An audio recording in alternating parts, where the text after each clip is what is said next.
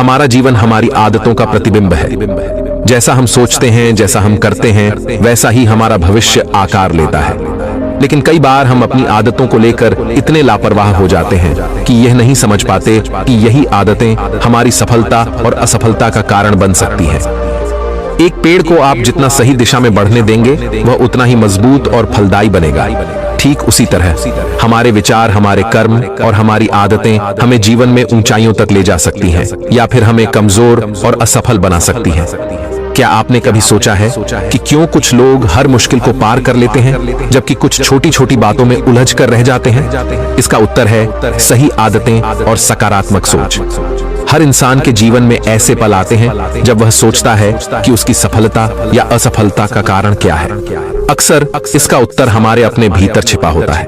हमारी आदतें हमारे मस्तिष्क और शरीर पर सीधा प्रभाव डालती हैं। यदि हम सही दिशा में प्रयास करें तो अपनी आदतों को बदलकर अपने जीवन को एक नई राह पर ले जा सकते हैं। आज की इस कहानी के माध्यम से हम जानेंगे कि मनुष्यों में ऐसी कौन सी आदतें पाई जाती है जो उनके दिमाग को धीरे धीरे कमजोर करती हैं। दोस्तों, गौतम बुद्ध की शिक्षा हर किसी के जीवन को नई दिशा दे सकती है।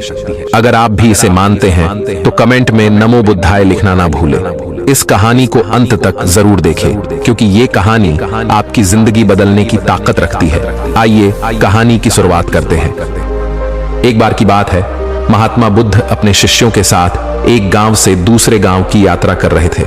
चलते चलते वे एक घने जंगल में पहुंचे। शाम ढल चुकी थी और चारों ओर अंधेरा छाने लगा था। बुद्ध और उनके शिष्यों ने निर्णय लिया कि वे रात उसी जंगल में बिताएंगे और सुबह अपनी यात्रा फिर से शुरू करेंगे। बुद्ध के साथ उनके एक खास शिष्य भी थे जो कद में छोटे और स्वभाव में बेहद सरल थे। इस शिष्य की आदतें बाकी शिष्यों से बहुत अलग थीं। जहां सभी लोग 7 से 8 घंटे की नींद लेते थे, ये महाशय केवल 3 घंटे ही सोते थे। इनका मानना था कि जो लोग अधिक सोते हैं वह आलसी होते हैं। महात्मा बुद्ध के इस शिष्य को भोजन करना बहुत अधिक पसंद था। जब वे भोजन करने बैठते थे तो अन्य सभी शिष्यों के हिस्से का भी भोजन कर लेते थे। इसी प्रकार उनकी कई ऐसी आदतें थीं जो अन्य शिष्यों को परेशानी में डाल देती थी। उस रात जब महात्मा बुद्ध और उनके शिष्यों ने जंगल के किनारे पर डेरा डाला, तब दूर दूर तक पानी की कोई व्यवस्था नहीं दिख रही थी। इस बार पानी खोज कर लाने की जिम्मेदारी बुद्ध के उन भोले भाले शिष्य को दी गई। महाशय मटका लेकर पानी की खोज में निकल पड़ा। उसका शरीर पहले से थका हुआ था, काफी सोच विचार करते करते, और चलते चलते आखिरकार उसे तालाब दिख गया। उसने तालाब से मटके में पानी भरा और पानी लेकर जैसे ही आगे बढ़ा, वहीं पर चक्कर खाकर गिर पड़ा। इधर महात्मा बुद्ध और बाकी शिष्य उसका बेसब्री से इंतजार करते रहे। जब रात बीत गई और वह शिष्य वापस नहीं लौटा तो बुद्ध ने सुबह अन्य शिष्यों के साथ उसे खोजने का फैसला किया। सभी लोग तालाब के पास पहुंचे और देखा कि वह शिष्य बेहोश पड़ा था। बुद्ध ने उसे होश में लाने की कोशिश की। जब वह जागा और बुद्ध को अपने सामने देखा तो घबरा गया। उसे कुछ भी याद नहीं था कि वह तालाब के पास कैसे पहुंचा। उसके इस व्यवहार को देखकर अन्य सभी शिष्य उस पर हंसने लगे और उसे मंद बुद्धि कहकर चिढ़ाने लगे। वह भोला भाला शिष्य वहीं पर रोने लगा और कहने लगा कि हाँ, मैं मंद बुद्धि हूं। तब महात्मा बुद्ध ने सभी को शांत कराया और अपने शिष्य को समझाते हुए बोले कि हम सभी ने देखा है तुम्हारी आदतें अन्य मनुष्यों से बिल्कुल अलग हैं। तुम बहुत कम सोते हो और बहुत अधिक खाते हो। मैंने तुम्हारे अंदर एक नकारात्मक जीव को महसूस किया है जो तुम्हारे मस्तिष्क को दिन रात कमजोर कर रही है। तब वह शिष्य और अधिक तेज से रोने लगा और कहने लगा कि गुरुदेव, अब आप भी मुझे मंद बुद्धि कह रहे हैं। तब महात्मा बुद्ध ने कहा कि नहीं, ऐसा नहीं है। तुम एक होशियार और बुद्धिमान मनुष्य हो, किंतु तुमने कुछ ऐसी आदतों को पाल रखा है जिसके कारण तुम्हारा मस्तिष्क कमजोर हो रहा है। तब शिष्य ने कहा कि हे गुरुदेव, ऐसी कौन सी आदतें हैं जिनसे मनुष्य का मस्तिष्क कमजोर होता है? तब महात्मा बुद्ध ने कहा कि आज मैं तुम्हें बताता हूं कि ऐसी कौन सी आदत है जो मनुष्य के मस्तिष्क को कमजोर करती है। मेरी बात को सभी लोग ध्यान से सुनना। महात्मा बुद्ध ने बताना प्रारंभ किया।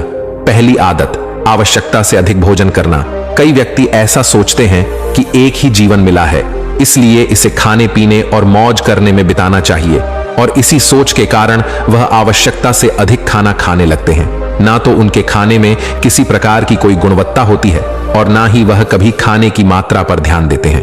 कई लोगों को लगता है कि अधिक खाने से शरीर को अधिक ताकत मिलती है, जबकि ऐसा कुछ नहीं है।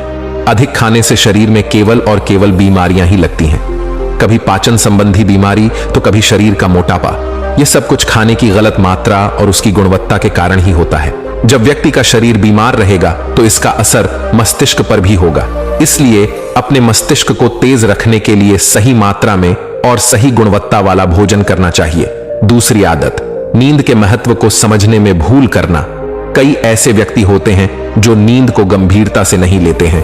उनका यह मानना होता है कि ज्यादा सोना समय की बर्बादी होती है। यदि वे कम सोएंगे तो अधिक कार्य कर पाएंगे और अधिक सक्रिय रहेंगे, जबकि यह सोचना बिल्कुल गलत है। नींद हमारे शरीर की एक मुख्य आवश्यकता है। दिन भर काम करने के बाद जब शरीर थक जाता है तो उसे कम से कम 5 से 6 घंटे की नींद की आवश्यकता पड़ती है। तभी जाकर वह अगले दिन के लिए सक्रियता से तैयार हो पाता है। कम सोने वाले व्यक्तियों की मानसिक क्षमता भी कमजोर मानी जाती है। इसीलिए मस्तिष्क को तरोताजा और तेज रखना है तो रोज 5 से 7 घंटे जरूर सोए। तीसरी आदत, बुरी आदतों की भरमार रखना। कई व्यक्तियों में आलस्य इतना अधिक होता है कि वह किसी भी काम को ठीक से नहीं कर पाते हैं। उनके शारीरिक और मानसिक शक्तियों में अक्सर कमजोरी पाई जाती है और इस कमजोरी का मुख्य कारण होती है उनकी गलत आदतें।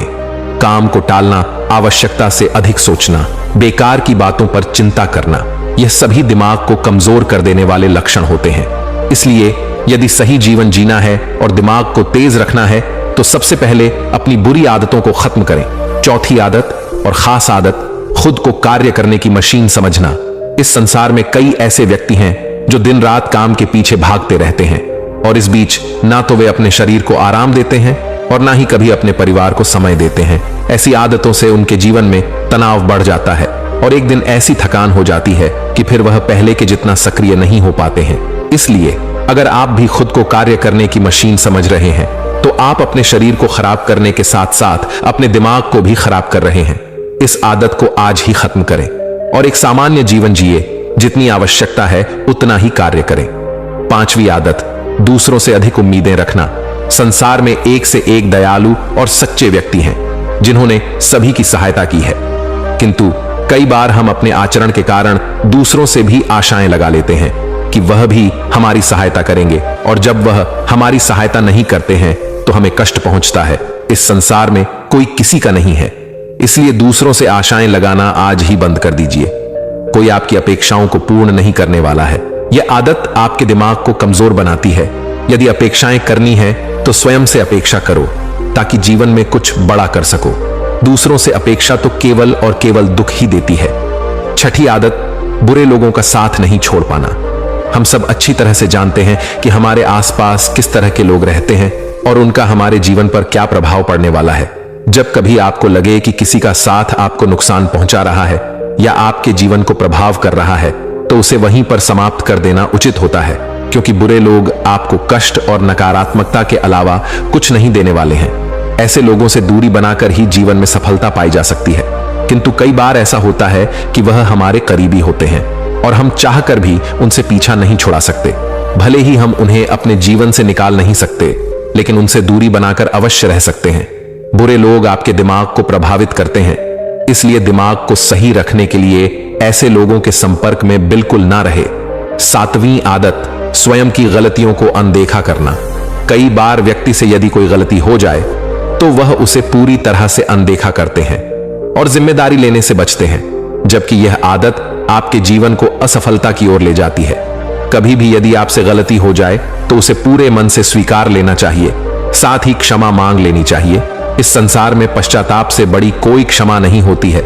यदि गलती करने के बाद आपको सच्चे दिल से पश्चाताप है तो उसका पाप आपको कभी नहीं लगता।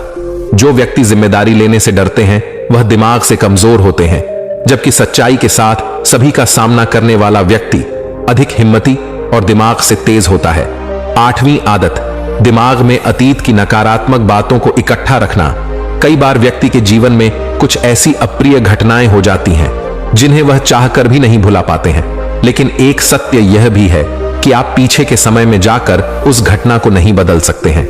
वह समय तो बीत चुका है और उसका जो भी प्रभाव आपके जीवन पर पड़ने वाला था वह पड़ चुका है। तो फिर दिमाग में अतीत की यादों को रखना कूड़ा इकट्ठा करने के समान ही होता है। जब अधिक कूड़ा इकट्ठा हो जाता है तो उसमें से बदबू आने लगती है और वह सड़ने लगते हैं। दिमाग के साथ भी कुछ ऐसा ही है। आप जितना अधिक पुरानी बातों को और नकारात्मक बातों को इकट्ठा रखेंगे, वह आपको उतना ही अधिक परेशान करेगी। इसलिए जीवन में हमेशा आगे की ओर देखना चाहिए और पुरानी बातों से जितना जल्दी हो सके पीछा छुड़ाना चाहिए। नवी आदत, खुद की बुराई और कमजोरी देखना। कई बार व्यक्ति के सामने ऐसी परिस्थितियां आ जाती हैं जिनमें वह खुद को असहाय और कमजोर अवस्था में पाते हैं, लेकिन इस अवस्था से निकलने के स्थान पर वह स्वयं को ही कमजोर मानने लग जाते हैं। खुद की बुराई करना और खुद को कमजोर देखना इंसान की सबसे बड़ी गलती होती है। यह कार्य जीवन में कभी नहीं करना चाहिए, क्योंकि यह आपके जीवन की प्रगति में बाधा बनती है। इससे आपके मानसिक स्वास्थ्य को हानि पहुंचती है, आत्मविश्वास में कमी आती है। अपने दिमाग को तेज बनाए रखने के लिए खुद की बुराई कभी दूसरों के सामने नहीं करनी चाहिए, या स्वयं ही स्वयं की बुराई कभी नहीं करनी चाहिए।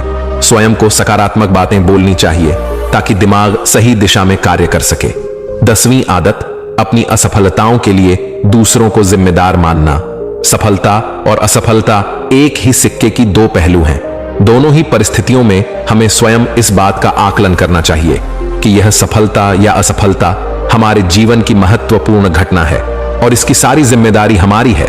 कई बार यदि हम किसी काम में असफल हो जाते हैं तो हम उसके लिए अपने माता पिता, गुरु इत्यादि को जिम्मेदार मानने लगते हैं। यह आदतें आपके दिमाग को कमजोर बनाती हैं। कभी भी अपनी असफलता के लिए दूसरों को जिम्मेदार नहीं बनाना चाहिए, बल्कि स्वयं की मेहनत पर विश्वास रखना चाहिए। इस प्रकार बुद्ध ने उस शिष्य को ऐसी आदतें बताई जो उसके दिमाग को दिन रात कमजोर कर रही थीं। उस व्यक्ति ने सच्चे मन से बुद्ध को बताया कि हाँ, यह सब उसकी आदतें हैं और वह अपनी इन गलत आदतों के लिए स्वयं को जिम्मेदार मानता है। साथ ही वह वादा करता है कि वह इन सभी गलत आदतों से छुटकारा पाने के लिए पूरा प्रयास करेगा। दोस्तों, उम्मीद है कि आपने आज की इस वीडियो से जरूर कुछ ना कुछ सीखा होगा। तो इस वीडियो को लाइक और अपने दोस्तों के साथ शेयर करना ना भूलें। हमें ऐसे ही सपोर्ट करने के लिए चैनल को सब्सक्राइब और घंटी बटन को जरूर दबा दें। तो चलिए मिलते हैं एक और वीडियो में, तब तक के लिए अपना ख्याल रखें। धन्यवाद।